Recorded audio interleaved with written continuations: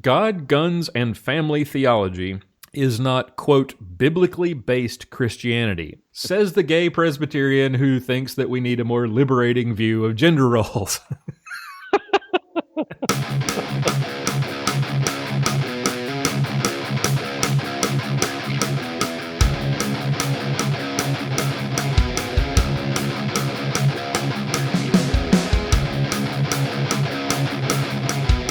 Bringing you law, gospel, and guns. Welcome to Armed Lutheran Radio.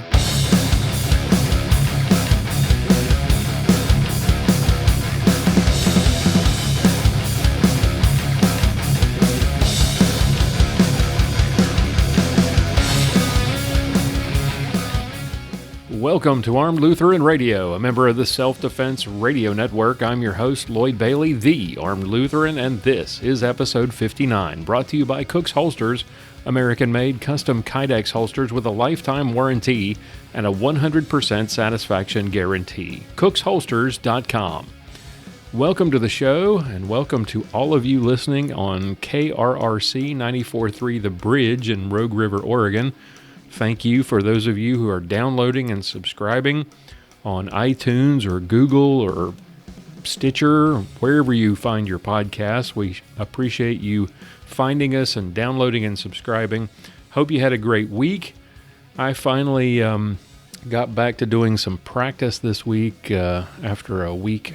Let's see, it was about a week and a half off trying to get the tendinitis in my left thumb to sort of calm down. I mentioned that last week.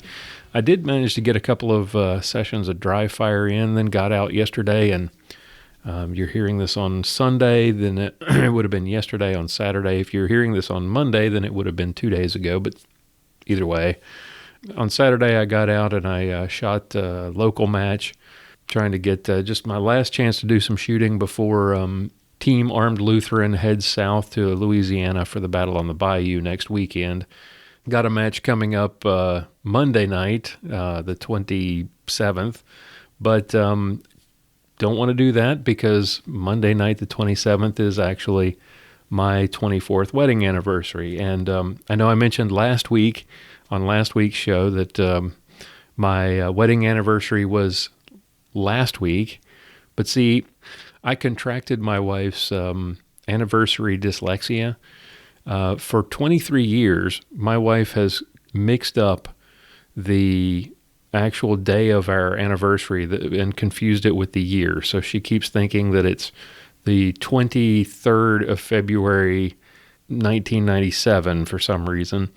It's actually the 27th, 1993. And I get it right, she gets it wrong every year. This year, for some reason, for the first time in 24 years, I got it wrong and she got it right. So, happy anniversary to my beautiful wife. Thank you so much for putting up with me, and definitely not going to go shoot a match on my anniversary, hoping to enjoy an evening with the family.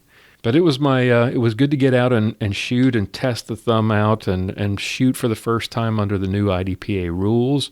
It went pretty well. You know, I really wasn't looking to be competitive, to be honest. I really didn't care about my time. I did want to shoot accurately, but I really only wanted to play through the rules, see how they went, look for areas that I needed to improve on, and see if there were things that I needed to focus on in terms of practice this week. I like the fault lines, but it felt really weird, for example, to start a stage where you're standing at a fault line at a quote-unquote point of cover, but you're exposed to multiple targets. It felt strange. The reload rules that allow you to reload on the move between points of cover, those kind of screwed me up at times. I need to get I need to get used to doing it. I need to stop thinking about whether I can do it and just do it. I told myself in my pre-stage walkthrough, there was one stage where you had to shoot a lot of targets on the move, and there was one where you started out shooting from behind cover, and then you could do you had to advance, step on an activator, and then start shooting targets as they appeared on the move. And ideally what you wanted to do was do a reload with retention on the move to the activator, and I was trying to tell myself, do it, do it, do it. But for some reason, my brain wouldn't do it, and my body, I just stood there and I did the reload behind cover and wasted a whole bunch of time. And even though I'd told myself during my walkthrough, this is what I'm going to do. I'm going to, as soon as I fire that last shot on the last target from the point of cover, I'm going to start a reload on the move, and I didn't do it. So that's something I've got to get used to. Anyway, you can hear more about shooting matches under the new rules in today's Ballistic Minute with Sergeant Bill. He talks about his first experience shooting under the new rules. If you like what you hear on the show, by the way, if you have comments or questions, visit our feedback page at armedlutheran.us/feedback and leave us a voice message or send us an email. We'd love to hear from you. We'd love to respond to your messages on the show. And today we're going to be digging into the mailbag again and responding to some of those messages that we've received over the past few weeks. In this week's personal defense tip, Aaron Israel is going to be sharing some lessons learned from an incident just south of Dallas last week where a man used a rifle to defend his property from robbery. Parents, pay attention to Mia Anstine's segment today. She's got a really good segment talking about self-defense for teenagers. Your teenagers may be going off to college or they're going out with friends. They're not old enough to carry a gun yet, so it's up to you to give them the tools to stay safe when you're not around to protect them with your gun. And in Clinging to God and Guns, Pastor Bennett and I will be talking about the fourth commandment and carrying guns in church. All that is straight ahead right here on Armed Lutheran Radio.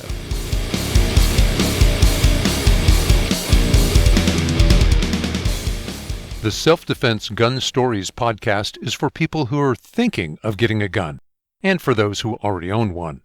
Each week we invite a firearms instructor to discuss the news. At Self-Defense Gun Stories, we study responsible gun owners who protected themselves and the people they love.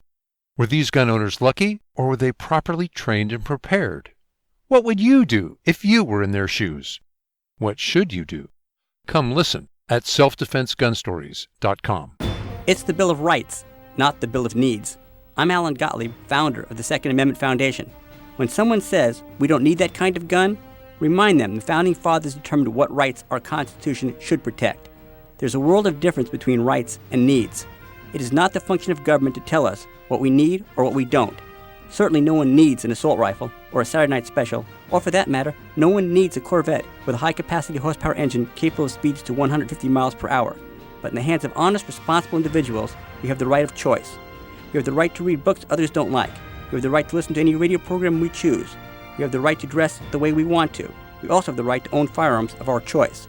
So the next time someone tells you, you don't need something, tell them it's the Bill of Rights, not the Bill of Needs. Join the Second Amendment Foundation today so that this message and our Bill of Rights might live. Call 425-454-7012. That's 425-454-7012.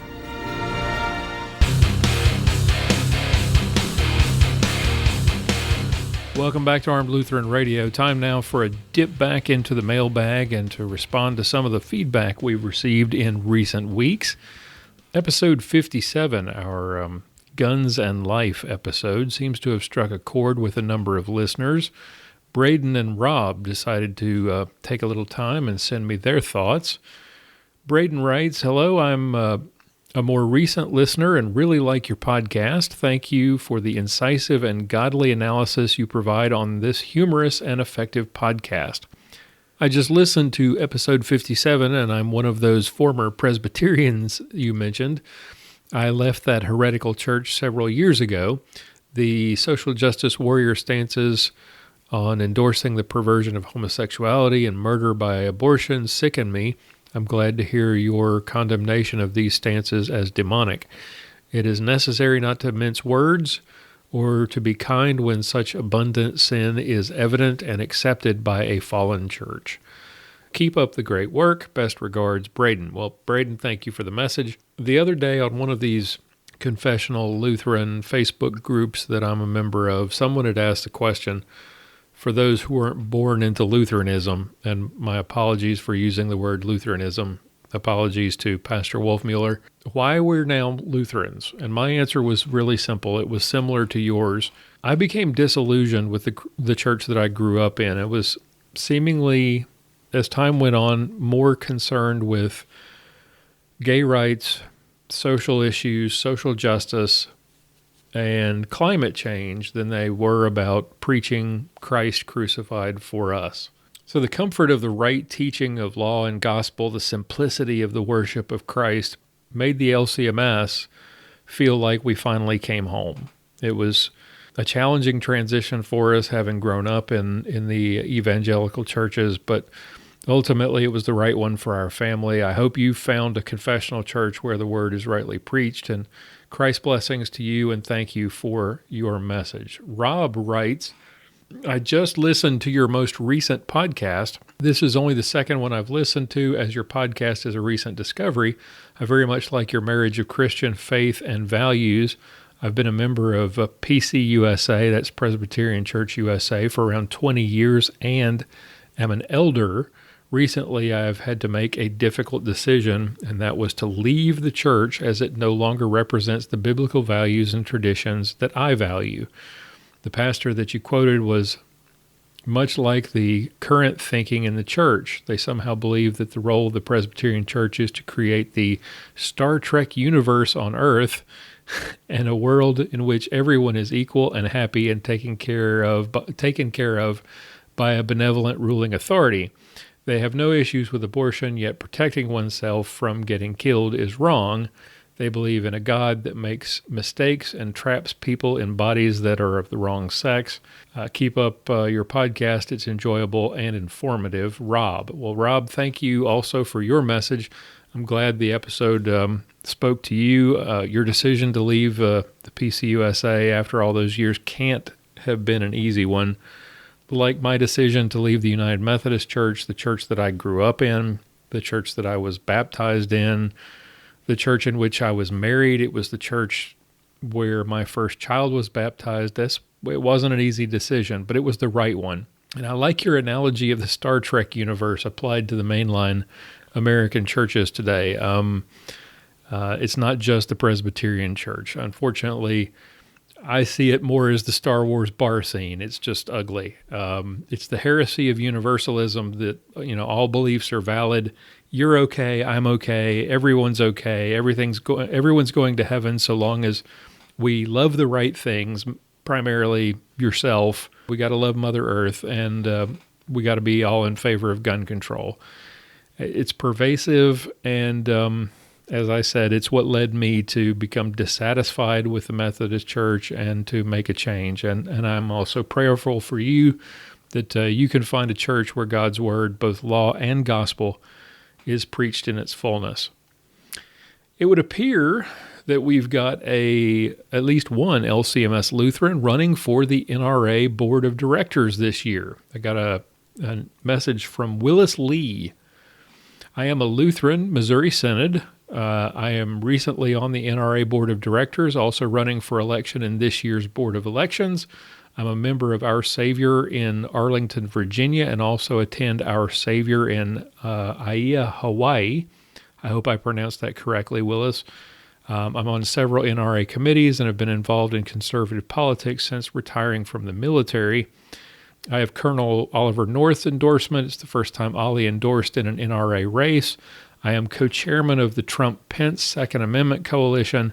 You can find out more at willislee.com. That's WILLESLEE.com for more information about Mr. Lee. Thank you so much for your message, Willis. Thank you for your service to our country.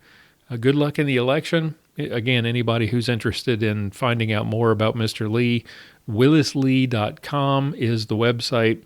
Thank you, Mr. Lee, for all that you do on behalf of all gun owners and for the NRA, and I look forward to the opportunity to meet you at the annual meetings in Atlanta in April. And finally, most recently, Greg is a trucker out of Washington State who found the podcast. I am an over-the-road truck driver out of Washington State. I recently found your podcast and I've been binge listening to back episodes. Oh, heaven help you, Greg. That might not be healthy.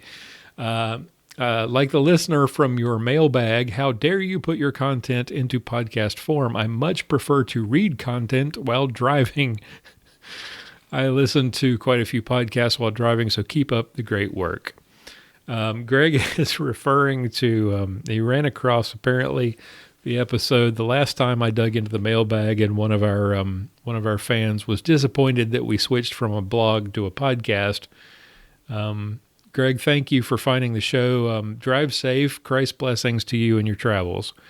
Folks, if you'd like to share your thoughts with us, send questions to any of our contributors or just comment on anything that you might have heard, and you want to hear us comment on your messages here on the show, visit the feedback page at armedlutheran.us/feedback, and you can record and send a voice message or drop us an email, or you could just give us a call, 888-571-5552, and leave us a voicemail. We would love to hear from you. Back with more here on Armed Lutheran Radio right after this.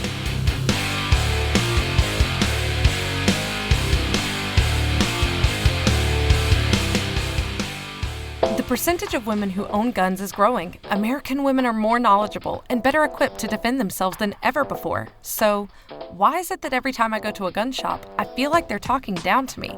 Like, hey little lady, let me show you what you need. It's like all they want to do is sell me a pink gun.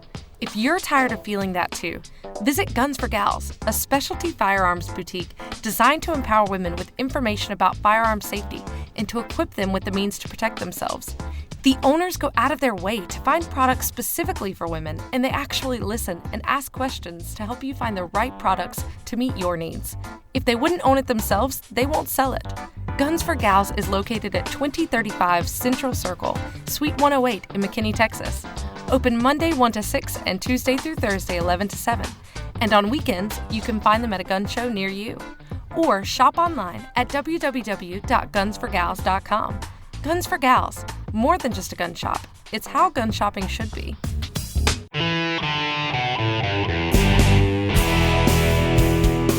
Up next, it's Mia's Motivations with Mia Anstine. Hey everybody, it's great to be here chatting with you again. Last week I shared another adventure that I had with my daughter and I, and today I wanted to talk to you about some other things. We have started our own podcast, as Lloyd had mentioned, and it's called Mac Outdoors. But part of our goal is she is growing up and she's on her way to college this coming fall. But through that, over the years, I've been researching because we talk a lot about concealed carry and firearms and self-defense.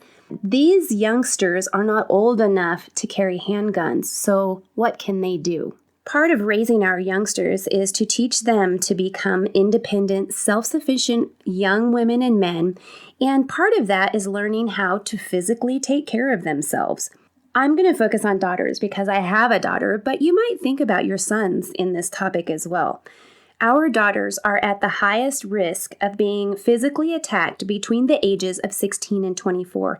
This is when they begin to date, take employment, and drive without us in the vehicle.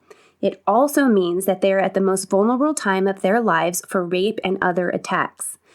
We're no longer right there to protect them, so they need to know how to protect themselves. For example, a friend's 17-year-old daughter, she works night shifts at a fast food restaurant. She and a coworker were closing one night when they noticed a suspicious man outside. They phoned the police and then locked themselves inside the building and waited. I give kudos to her for being aware of her surroundings and noticing this creepy man. It's lucky that she hadn't been caught outside in the dark parking lot with the strange man. I say lucky because after the pair phoned the police and waited, locked inside of the building for over 45 minutes. After the long period of time, a patrol car finally appeared in the parking lot. So what if she or both of these girls had been outside calling for help during an attack? Can you think of the horrific things that may have happened? I thought of a sign that I've seen in stores a number of times, and it says, the average response time for a 911 call is 23 minutes. Response time for a 9mm is 1,350 feet per second. Now, that used to be something that I would smile at and, give kudos and rah-rah. But apparently, I hadn't thought all of this through because young people, they're not old enough to legally carry a firearm. So what can they do? First of all, you need to teach your youngsters to be aware. I sat in a gymnasium watching my daughter and her teammates as they waited to play their basketball game. At halftime, I scanned the crowd and I noticed many of her friends were oblivious to the surroundings. They had their heads down and they obviously had no clue what was going on around them. Our daughters need to be aware, but who can teach them? We can. Be a mentor. My cousin, she is a victims advocate at a battered women's shelter, and she says that teens tend to learn a lot from other teens. So if you teach your child to be a mentor to her friends, and you also teach her situational awareness, it's just going to spread from there. My daughter and I have had many conversations about safety and awareness. We live in a small town where everybody knows everybody, and there is a false sense of safety for many of the residents. According to the Florida Council Against Sexual Violence, young women are most likely to be sexually assaulted by someone they know. A friend, a relative, an employer, or a date, or somebody that they have recently met. Teach your young lady about safety and remind them to teach their friends. Know what tools they can use to protect themselves. Since teenagers cannot legally carry concealed firearms, I had to question what do they carry or what can they carry in self-defense. I posed the question to a campus police officer at our local Fort Lewis College. Officer McCoy indicated that weapons are not allowed on campus. He also said not only firearms are considered as weapons, knives, batons, clubs, and other items can be deemed weapons. There are many shades of gray in the descriptions. He said, although a baseball bat isn't a weapon, it could be considered one if somebody used it to attack another person. On the flip side, it would be ideal for self-defense, he says. The officer reminded me to check each college's rules because some colleges do allow firearms on campus. You can also teach your youngster self-defense basics. As I learned more what was not allowed, I needed more information. I approached our local chief of police with questions. Chief Rockensock recommended that teens have a knowledge of self-defense basics. He said they need to be aware of people and surroundings. They also need to have a plan for escape. Awareness is key in personal safety. The chief gave caution to using other tools for self-defense because he says pepper sprays and other items can be more harmful than good if the holder is not properly trained in using them. He also suggested that anyone can contact their local police departments to find information on training programs. He cautioned me to choose somebody with good credentials. In our small community, martial arts classes were suggested. If you do some research, you may find some in your area as well. Might I also suggest buying a book for your youngster? One that I read and I've shared with many other people, and I think I may have even mentioned it on past episodes here at Armed Lutheran Radio, is The Gift of Fear. It's a book about survival signals that protect us from violence. It's a nonfiction self-help book written by Gavin DeBecker. And this book I recommend to anybody. And if you're looking for a gift to give to somebody for their birthday or going away present or anything, this book is called The Gift of Fear, and it is really a must-read for everybody. Thanks for listening. I hope this helps you and yours. Until next time, be safe. You can read more from Mia and watch her YouTube videos at miaanstine.com.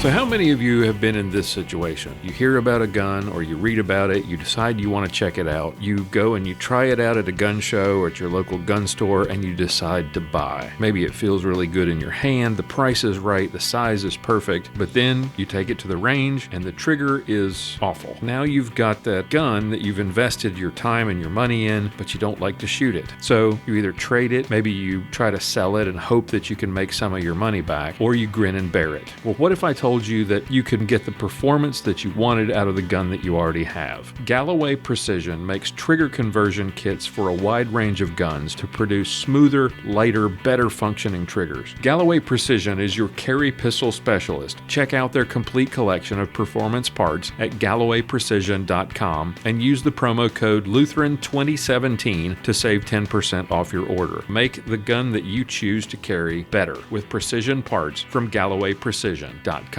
If you carry a multi-tool or pistol magazine every day, check out RAE Gear high-quality tactical sheaths. Designed with the needs of law enforcement, military, first responders, and concealed carriers in mind, RAE Gear sheaths are made from powder-coated stainless steel, making them strong, corrosion-resistant, and lightweight. They feature a spring steel belt clip for easy deployment and removal. Your tool or magazine can be easily accessed with just one finger, and yet the integrated retention keeps your tool or magazine secure even when turned upside down. RAE Gear's tool sheaths are designed to work with a variety of Leatherman brand multi-tools, and their new line of quick deployment mag sheaths offer the same tough construction and corrosion resistance for carrying most double-stacked 9mm, 40 caliber, and 357 SIG magazines. Check out the full line of products at www.raegearusa.com and be sure to use the promo code ALR at checkout and save 10% off your order. Recognize, assess, execute. raegearusa.com.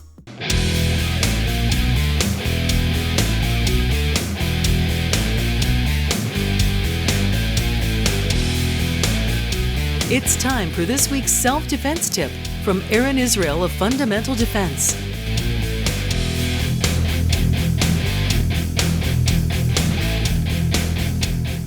Hey folks, this is Aaron Israel with Fundamental Defense, here with your personal defense tip of the week. This week we're going to do a little bit of Monday morning quarterbacking, and we're going to take a look at what a homeowner in Weatherford did wrong as it relates to personal defense. Now, Monday morning quarterbacking is not about castigating someone or casting them in a bad light or making fun of them or anything like that. It's to look at what they did and see if we can learn from their mistakes, and so that's what we're going to do today. I'm reading from NBC5 DFW. A Weatherford man's quick thinking stopped an in-progress car burglary, and police say his no-nonsense response was the right call. I felt this was a person that needed to be stopped, Quinn Smith said. I mean, above and beyond my property, this is my neighborhood. I grew up here, and these are my friends. After spotting the stranger approaching other vehicles and homes in the neighborhood around 8 a.m. Thursday, Smith unlocked his AR-15 rifle and carried it outside. Smith spotted the man inside a parked car, so he approached carefully and knocked on the window with his rifle. He's in there and he doesn't look up, and he starts to pull back across, so I go, "Get out of the car." He gets out of the car, and I walk this way behind the wheel, and I'm telling him to get around the car, come over here and get down, Smith said. Using his free hand, Smith used his cell phone to call 911. The victim did an outstanding job. He got the phone immediately with 911. He provided us all the information we needed, said Weatherford Police Sergeant Jason Hayes, and we were able to arrive safely and take care of the scene without any incident. Weatherford police arrested 18-year-old Donald Gaskamp Jr. and took him to the Parker County Jail. Neighbors looking out for one another is a wonderful thing, said Smith's neighbor, Weatherford Fire Marshal Bob Hopkins. In essence, he's looking out for all of us in that way, and we're just glad that it turned out as well as it did. So let's take a look at this situation. So, guy sees someone who's walking close to houses, and he thinks breaking into some vehicles. And so he grabs his AR-15, and he walks outside to confront this person. So that's mistake number one. So I see a property crime taking place. There's no human life in danger. It's not even my property, and I'm going to go outside and confront this person while armed. So what that is assuming unnecessary risk that I don't need to be in when there's no life at stake. There's only property at stake. So when I go out there, it could go as smooth as it did for this guy, but what could happen also? What if the guy runs? What if you point your gun at the guy, tell him to get down, and he runs away? Are you going to shoot him? What if he decides to fight with you? You going to shoot him? What if he pulls a gun on you and shoots you? Are you willing to die over that property, over that other person's car that he's breaking into to steal a stereo or whatever it is he's trying to take? Is any of that stuff worth losing your life for or worth killing somebody over? Now, a lot of people in Texas will tell you, and not only in Texas, but anywhere in the country, people who are gun owners will say cavalierly, yeah, I'd kill that guy. That's my property. That's my stuff.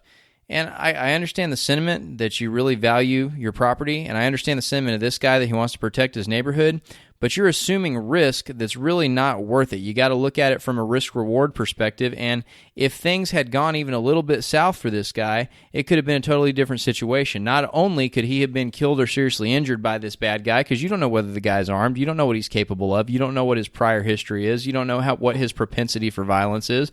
When you confront this guy, it could go very wrong for you, and not only that, he's protecting a third person's property, which he may well have been justified in doing in the state of Texas. It depends on the technicalities of it and how a jury saw it. But even with it being legal, there's a can versus should aspect there. Just because you can do something doesn't mean you should, doesn't mean it's the right call. And you always want to err on the side of what should I do, not what can I get away with. So while I understand his sentiment and I get that he's trying to protect property, it was a third person's property, and not only could he have ended up getting himself killed or seriously injured, he could have wound up getting handcuffed and taken off to jail if he would have actually been put in a situation where he needed to pull the trigger and use deadly force because that situation escalates. So he's lucky that it didn't escalate and he was able to walk away unscathed. The one thing that he did right was to call 911 and get law enforcement involved. What he could have done, though, was to call 911 from his house and let law enforcement get involved, and he wouldn't have had to assume any extra risk that was really unnecessary given that it was only property in danger. Now, if he had seen somebody getting carjacked, if he had seen somebody getting kidnapped and human life would have been at stake, then that would have been a little bit different, right? Then it would have been more justifiable and reasonable for you to go outside and put yourself in harm's way in order to save someone's life. But all he's doing is protecting property, and it's not even his property. And from the story, it's not even clear that he knows whose car it was. So me personally, I'm not going to assume that risk because I'm not willing to die for my own truck, much less somebody else's truck or whatever else is inside of it. As long as it's not a human life at stake, I'm not going to put my life at risk. And that's my advice to you, is that don't use deadly force and weapons or the threat of using deadly force to protect property alone. If there isn't human life at stake, then you shouldn't put your human life at stake in order to protect a thing. You can always get more stuff, but you've only got one life, and you never know whether a situation is going to escalate, so don't put yourself in that kind of risk. The most unfortunate piece of this whole thing is that law enforcement was clearly praising this guy for doing what he did, and they should have commended him for his efforts, but given him a lesson to learn, to walk away with, that it really wasn't worth it for him to put himself in that situation. So it's unfortunate that he's walking away from this thinking he did the right thing and that nobody is getting in his ear and telling him, hey, look, I understand your intention, but you made some mistakes here. So that's really unfortunate, and it ought to also tell you that just because you can get away with something, just because law enforcement might praise you for doing it, depending on where you live, doesn't mean it's a good idea, because I guarantee you law enforcement would be saying something different if shots had been fired as a result of this mistake on the part of the homeowner in going out there and confronting this bad guy. So don't be like this guy. Don't put yourself in that kind of a situation over property alone. That's my advice to you. And that's your personal defense tip for the week. Thanks for tuning in. Aaron Israel is a Personal Defense Network contributor and owner of Fundamental Defense. You can find out more and sign up for any of Aaron's classes at fundamentaldefense.com. As many of you know, Sergeant Bill and I are competitive shooters. We're also reloaders. Bill helped me to get started last year, but I've still got a lot to learn. One thing I do know, though, you need a good source for supplies and components. So let me tell you about U.S. Reloading Supply. Yeah, there are bigger suppliers out there, but what sets U.S. Reloading Supply apart from the rest is their dedication to customer satisfaction. Check them out at usreloadingsupply.com. They carry the top name brands like Starline, Rainier, Barry's, Remington, Spear, and Hornaday. If you've got a special order like primers and powder that you don't see on their website, give them a call for a quote. I did and got a great price. Excellent customer service, fast delivery, prices that include shipping, and a promise to match or beat any retailer's price, including shipping. Call them today, 941-451-7357, or visit them today at usreloadingsupply.com and use the promo code Lutheran2017 to save 10% off your order. usreloadingsupply.com. AK pattern rifles are known for their rugged reliability in all types of conditions. The best AK pattern rifles come from the desert of Arizona. Lee Armory builds AK pattern rifles using premium imported parts. Lee Armory's enhanced receivers are properly heat treated with CNC drilled trunnion and scope mount holes, Tapco triggers, polished bolt carrier and hammer, receiver rails modeled after the Saiga design to prevent bolt carrier jump, and barrels made from 4150 vanadium steel, nitrided to 1200 degrees to make them harder, more durable, and more accurate. Plus, they offer a limited lifetime warranty. The AK pattern rifle is legendary for its reliability. Lee Armory takes the AK and adds a whole new level of quality and customer service. Available at Copper Custom, Classic Firearms, Ames Surplus, and Elite Ordnance, or visit leearmory.us to see the entire line of Lee premium AK rifles, optics, and accessories. Lee Armory premium AK pattern rifles, born under the Red Star, perfected in Arizona. leearmory.us.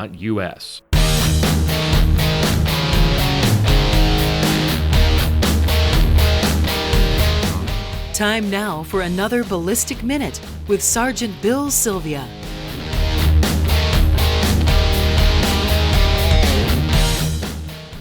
Hey, I'm Sergeant Bill, and this is your Ballistic Minute. Today I'm going to talk about my first match in 2017 with the new rules. So IDPA has come out with a new rule book in 2017, which you have to pretty much download online because they haven't sent it out yet.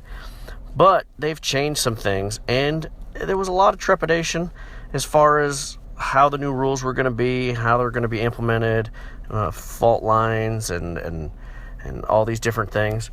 And I'm going to talk about shooting my first match under the new rules and what it was like. All right, the first thing I noticed was everything was faster. All your movements and everything was faster because you weren't looking for the little imaginary spot on the ground that you had to get to be in cover. We had 1x1 boards that were the fault lines that were super easy to spot as you were moving to a cover position to, make sure you were in the right spot. It was very easy. Now, when you got to that cover position, there was less leaning, and the IDPA shuffle seems to be dead. The IDPA shuffle is what I call when, under the old rules, you'd get to a position of cover and say there were 3 targets around a barricade or a wall, and you would be in position for the first one, and then you kind of shuffle your feet over to get in a position to shoot the second target, and then you'd shuffle, a couple little bitty baby steps to get in position for the last shot. With that fault line, you run right to the fault line, you put your foot inside or on top of the fault line, and you are in position to shoot everything. So the shuffle is gone. Also, the awkward leaning around the barricades were, you still had some of it, but not near as much as we did under the old rule book, which was good because I always hated, especially as a safety officer, watching people lean around a wall trying to get a last target and they're teeter-tottering on one foot trying to balance. I was always afraid they were going to fall down, drop the gun, have an AD, shoot themselves. Bad stuff happens when you fall down holding a live, loaded weapon.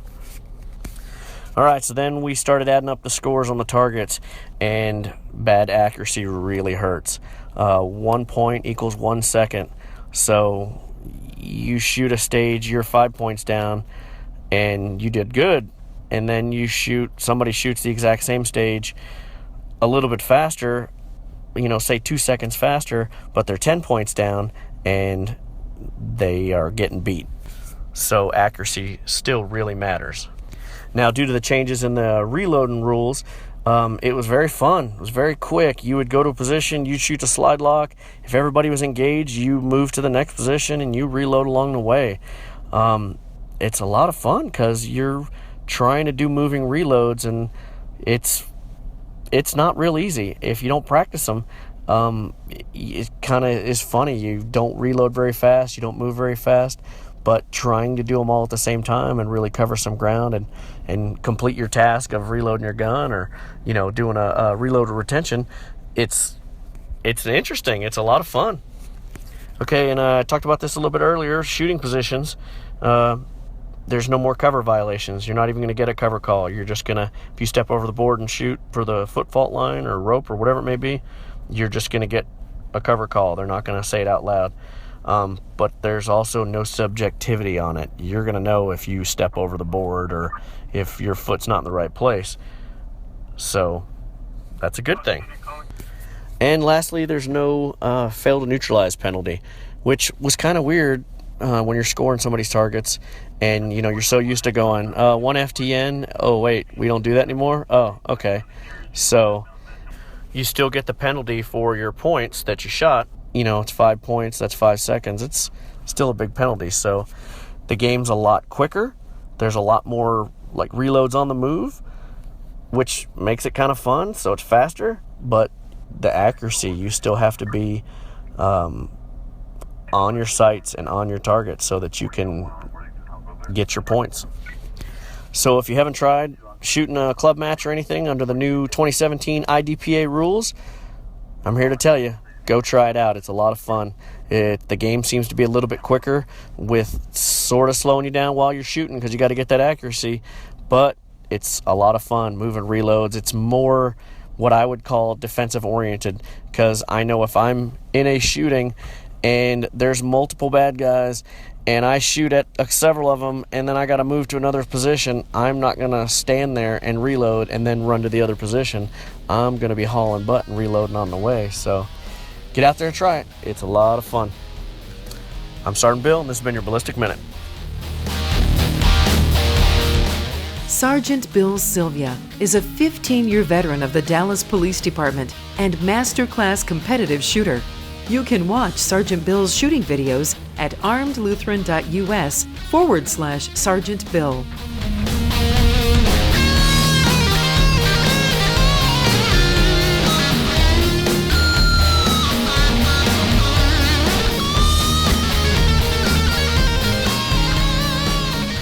If you carry a gun for personal protection, it's imperative that you get a good holster. When I started out, I had no idea what that meant, and I went through a bunch of really bad holsters. Then I found Cook's Holsters at cooksholsters.com. Cook's Holsters are custom made to fit your specific firearm. Available in lots of colors, including custom printed Kydex. Cook's Holsters are made in the USA and the great state of Georgia and come with a lifetime warranty against defects and a 100% satisfaction guarantee. Visit www.cooksholsters.com and use the promo code ARMEDPODCAST and get a 15% discount off everything in the store. You put a lot of time and money into the firearm you choose to carry for personal protection. Carry it in the best holster. cooksholsters.com.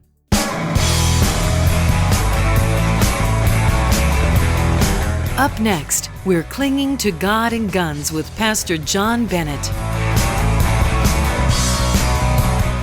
Welcome back to Armed Lutheran Radio. Time now for another episode of Clinging to God and Guns with Pastor John Bennett. Pastor, welcome back. Thank you, Lloyd. Well, back in episode 43, we had Pastor Ralph Abernathy on the show to talk about gun-free zones. We talked about 3 kind of what I called flavors of gun-free zones. There were those established by law, those established by our employers, and those established by, private citizens or businesses, but those that don't really have the weight of law behind them. And we discussed how we should be thinking about those kinds of places with the fourth commandment in mind. And what we didn't discuss, interestingly enough, was guns in church. So, all right, Pastor, we've been thinking about this I've been thinking about it for a couple of weeks. I got involved in a discussion in a Lutheran social media group, and this is what kind of got me thinking about bringing you on to talk about this today. So let's start with the legal issues first and get that out of the way. Is it legal to carry a gun in a house of worship in America anywhere? Yes. Unless you live in Nebraska or Louisiana, yes. Okay. There's a handful of other states, North Dakota, Michigan, Ohio, Missouri, Arkansas, Georgia, South Carolina, and D.C., where the law states that you're supposed to get permission before carrying in a house of worship. Gotcha. Okay. So But aside from that, the rest of the states, it's perfectly legal.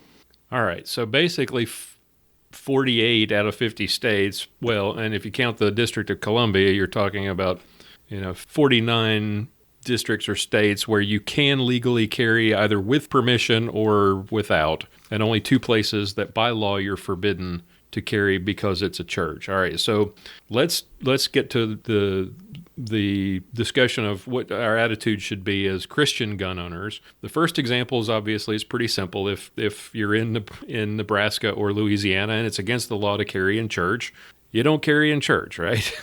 Right. That one's pretty easy. So what if the church voluntarily decides to post as a gun-free zone? Say you're in Texas and you put up, the church decides to put up a sign with the specifically worded 30-06 or 30-07 wording, or in North Carolina where any old sign carries the weight of law. I'm guessing that's pretty simple too, right?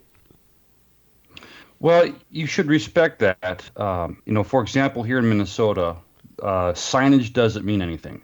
If there's a sign, you haven't violated any laws unless you are specifically asked by the proprietor of the place, the business, or the pastor or whoever to not carry. And only then, if you refuse, then you've committed a misdemeanor. So that's how lax the laws are here in Minnesota. But, you're talking about church. Right. And if there's a sign there that says, this is a gun-free zone, you should honor that. Be respectful. If you don't like it, you have two courses of action. You can either talk to the church council, try to reason with them that, hey, by having that sign here, statistically, mass shootings happen by and large in gun-free zones. If you can't reason with them, just simply find another church if you don't feel comfortable being in a church that's a gun-free zone. Right. So that actually gets us into that the next point that I was going to get to, which was the churches that post signs where the sign itself is not legally binding. You're not legally bound to obey the sign, and like you said, the worst that potentially could happen is that you could be asked to leave, and if you refuse, you might be charged with trespassing. But because it's legal to do it, it doesn't mean that we should. Like in 1 Corinthians 10, all things are lawful, but not all things are helpful. If the church council or the elders or the congregation votes to ban guns on the premises, we should respect that. Absolutely. And when it comes to even in places where it's not banned, I think it's good to talk about open carry versus concealed carry. I am not a proponent of open carry. By open carrying, you're basically telling any potential bad guy, shoot me first. And it makes people uncomfortable. Right. There's a cultural component to this too. If you live in a place like the backwoods of Alaska, where there's probably a gun rack sitting in the narthex of the church for people to put their hunting rifles on their way into church. Kids would. I have a good friend of mine who lived in Alaska for a number of years, who's now a pastor in Montana, where kids would ride their ATVs to school with their rifles strapped to the luggage rack on their ATV, because there's a lot of large wild animals that are predators that live in those parts of the world. So in places like that, people see you carrying a gun on your hip in church, no big deal. But if you live in a metropolitan area where that kind of thing isn't seen as often, if you go to live in an area where many people haven't been introduced to the gun culture and the culture of shooting sports and that sort of thing, they're going to feel uncomfortable. So don't open carry in church. I really strongly suggest against it, unless, like I said, you're living in a place like Alaska where everybody does it and nobody thinks twice when they see someone open carrying. Right. So really, that's mainly a courtesy to your fellow parishioners, to not to make anyone feel uncomfortable in worship. Yeah, you're there to worship. You're not there to make any public statements. Right. And to me, when you're open carrying, you're making a public statement. And frankly, even though, we as advocates of the Second Amendment might see it as irrational, nonetheless, it does make some people uncomfortable. I can open carry the largest pistol. I mean, if I had an AR pistol and I had a holster big enough to fit an AR pistol, I could legally carry that in church. But is it a good idea? No. All right. So I mentioned at the top of the segment that this question came up on the Book of Faces. It was a very respectful discussion, as you would expect, in a tightly moderated confessional Lutheran group. It was all about mainly about the theology, and it was very respectful discussion on both sides. And the question actually came up in two different discussions over the last 3 weeks, and the discussions ran pretty much the same way. I culled some of the more interesting responses, sort of grouped them together. I wanted to get your take and see what you thought here. The questions were, should guns be banned in churches? And then the other discussion was, do you think guns are permissible in church? So basically the same question worded slightly differently. And there were a couple of variations of this first response, and I grouped these together. The idea that an instrument of violence has no place in God's house. And so you got responses like, guns have no place in houses of worship since they're instruments of violence in the sanctuary. It's God's holy temple.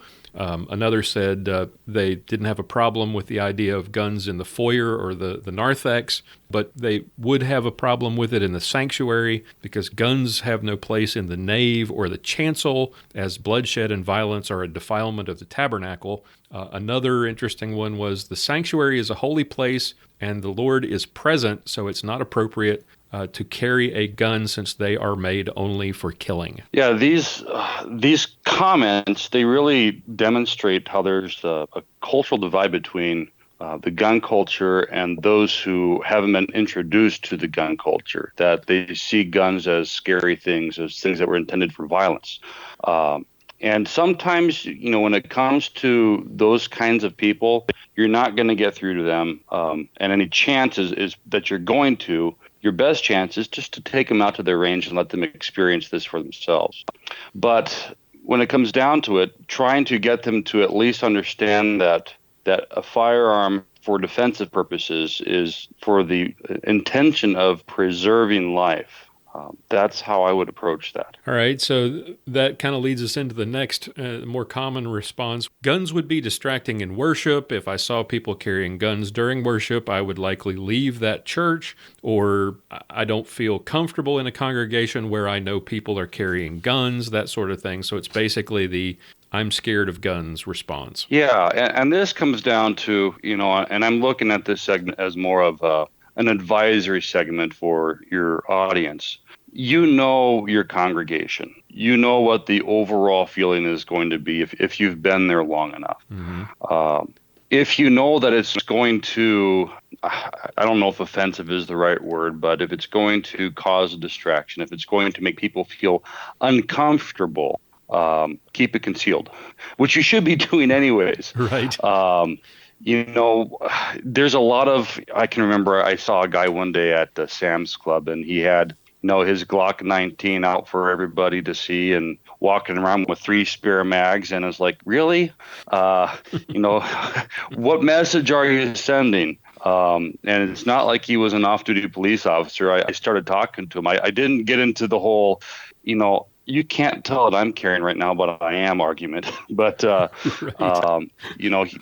He was just some ordinary guy. It's not like he was an off-duty police officer or something like that. What kind of message are you sending? So I would just say keep it concealed. Yep. It's you don't advertise when you're carrying concealed.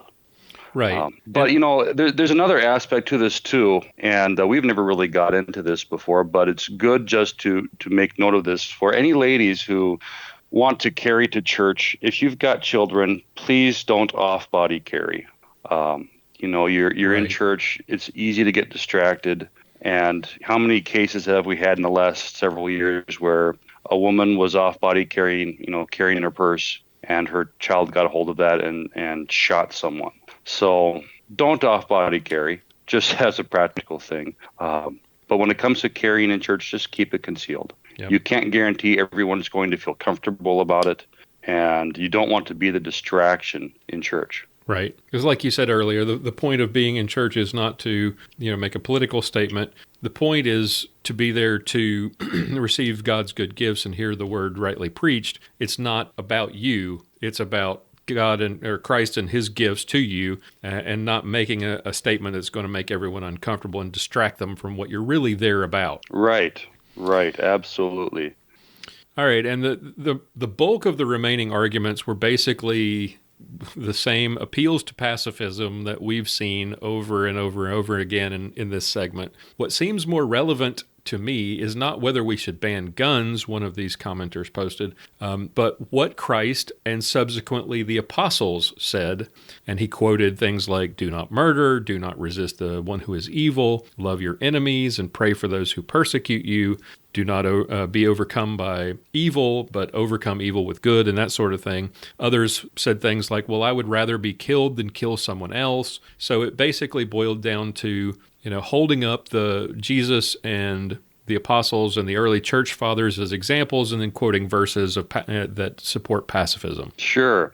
Yeah, if somebody's personal convictions arrive at the point where they believe that they would rather be killed than to defend themselves with lethal force and potentially kill someone who was trying to harm them, they're perfectly free to make that decision. What they're not perfectly free to do is to force their own personal convictions upon others. So let's just get that argument out of the way right there. Right. No one has a right to force their pacifist mindset on someone else.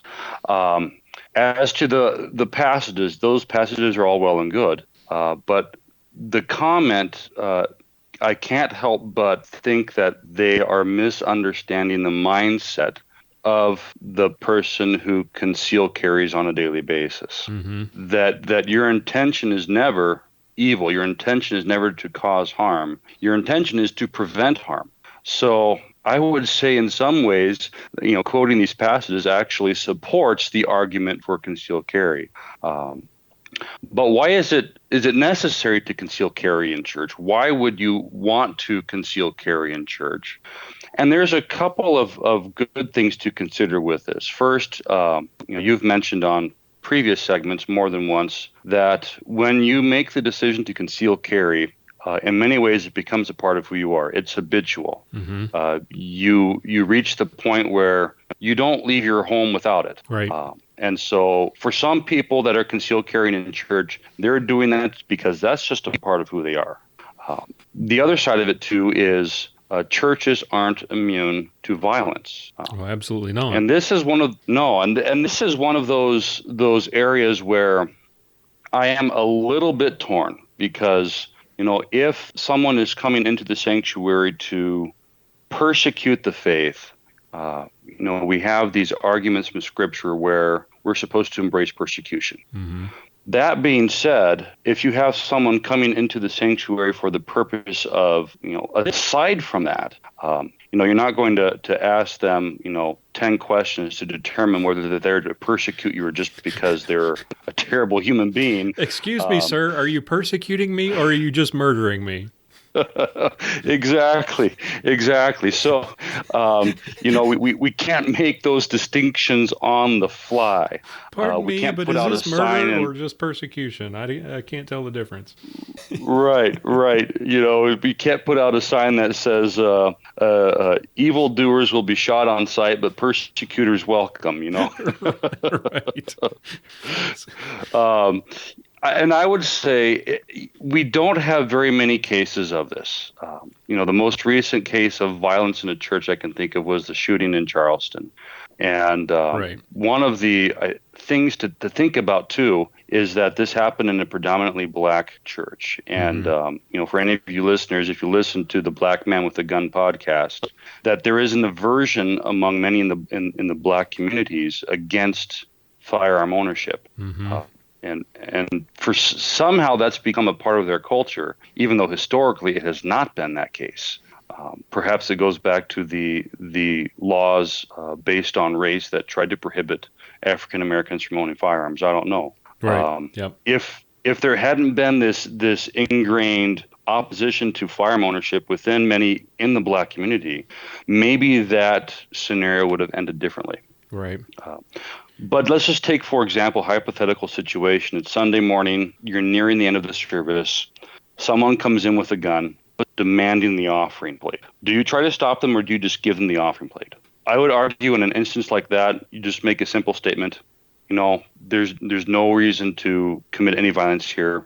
If you need it that bad, you can take it. Right. There have been cases where churches have fallen victim to armed robbery, and in those cases, it typically doesn't happen during the worship service, because someone's coming in to steal. They would prefer there be as few people there as possible to steal from. Right. Well, I shouldn't put it that way. They are fearful if there are a large number of people there who could stop them. Perhaps that's a better way to put it. Yeah, we had that happen at our church back in North Carolina, but it happened after hours, and fortunately, the church secretary was not working late that night, and the next day we found, that all the communion wine and the entire office had been sort of ransacked, but fortunately no one was there, and obviously they did not want to undertake this burglary while someone was on the premises. So yeah, they're going to avoid a confrontation if at all possible. But like with the Charleston situation, it happens. But it's not. But as with the Charleston situation, he didn't go in there because they were Christians. Right. He was there specifically because he's crazy. and right. There was a mix of mental illness. He had become friends with one of the members of the church, which is why he was going to that Bible study in the first place. Right. In that case, looking at all the details of it, part of me is inclined to believe that perhaps there was some demonic possession at work there. Who knows? Sometimes it's hard to distinguish between the demonic and genuine mental health issues. But yeah, that's a perfect example where you have somebody who wasn't there to steal anything. He wasn't there to oppress and persecute the Christian faith. He was just there to kill. And those who would suggest that not having a gun is the Christian thing to do, I can understand your conviction. No one's forcing you to carry a gun, but those of us who carry a gun to church do so intending to protect life and to prevent something like a Charleston shooting, or to at least, if not prevent it, at least minimize the damage that could be done. Right. We do it out of Christian love for the people that we're in church with, our family and our church family. Right. And when you do that, you also, if you are facing that kind of situation, you are taking great risk to your own life, because if you draw your firearm to try and stop someone who is there to kill, you become their primary target. Some of the arguments that ran along this line in the discussions that we had ultimately came down to, well, there are other ways to defend that don't involve a gun. You could simply just bum rush the guy. And I was like, well, yeah, you could, but how did that work out at Sandy Hook? Not very well. Right. There are more efficient means of stopping an attack and saving lives. And if you don't want to carry a gun, that's fine. That's your choice as a Christian. This part of Christian liberty is your choice or your ability to choose to carry or not to carry. But those of us who do it because we don't want to see good people, die at the hands of very evil people like the shooter at Charleston or the shooter at Sandy Hook. Amen. All right, final thoughts here. What's the right Lutheran perspective on guns in church, or what's our attitude to be as a Christian here? Well, we can say that we are free to do this because it's legally permissible unless you live in those two states that we mentioned earlier, Nebraska and Louisiana. But on the other hand, we don't ever want to be that one guy in church who is detracting from someone else's. I hate to use the term worship experience because with Lutherans, we really don't talk about worship experiences. But to take away from someone else's time of worship by becoming a distraction. There's nothing legally or morally wrong with carrying in church. But if you're going to make the decision to do so, my advice, keep it concealed. Right. If you know of individuals within the congregation that do carry, have a private conversation with them. If you think it's important enough, if you live in an area that's susceptible to crime, have a meeting with the church council. Sit down and talk to the pastor. Voice your concerns. Tell them we are willing to step up to the plate and protect the members of this church if something were to happen. Chances are, unless you're in a church where the church council and the pastor are just a bunch of liberal loonies, in that case, just do it and don't tell anyone about it. But does that... And I would reiterate too, if the church has made the decision to put up a sign that this is a gun-free zone, you should respect that. And if you don't like it and they won't change it, just find another church. If the church policy is that it should be a gun-free zone and you disagree, don't go carrying there anyway out of, and ignore the policy of the church. Just because it's legal doesn't mean it's the right thing to do. You're still treading on Fourth Commandment turf here. If the church says don't, and they put up signs, even if those signs don't carry the weight of law, respect them. Go to church, either leave your gun in the car or find another church. Right. If you're more tied to your insistence on carrying in church than you are to your church, it's a simple decision. Right. There's other churches. All right. Well, I think that's going to wrap it up. Thank you for joining me this morning and helping me sort of tie a bow around this whole thing. It's the one area of gun-free zones in the Fourth Commandment that we really didn't get a chance to touch on because for some reason I just didn't think about it in the original episode, and I'm glad we were able to do it today. So thank you for joining me. Absolutely. It was well worth the discussion. And thank you all for listening. Tune in again next time for another edition of Clinging to God and Guns right here on Armed Lutheran Radio. John Bennett is the pastor at St. John's Lutheran Church in Willow Creek, Minnesota. For more information, visit stjohnswillowcreek.org.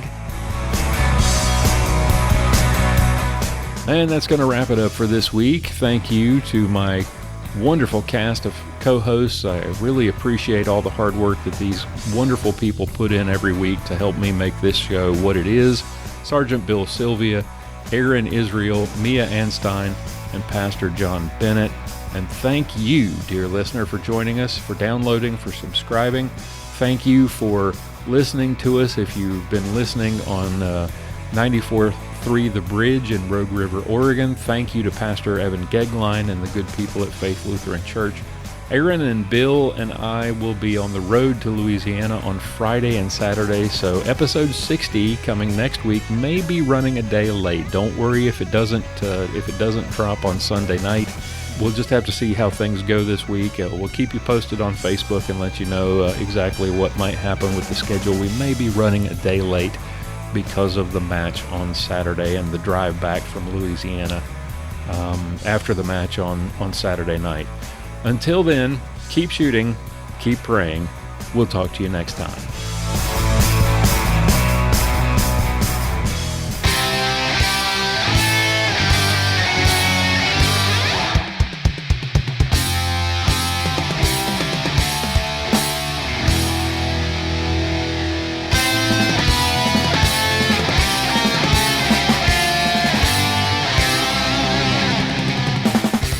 Thank you for listening to this episode of Armed Lutheran Radio.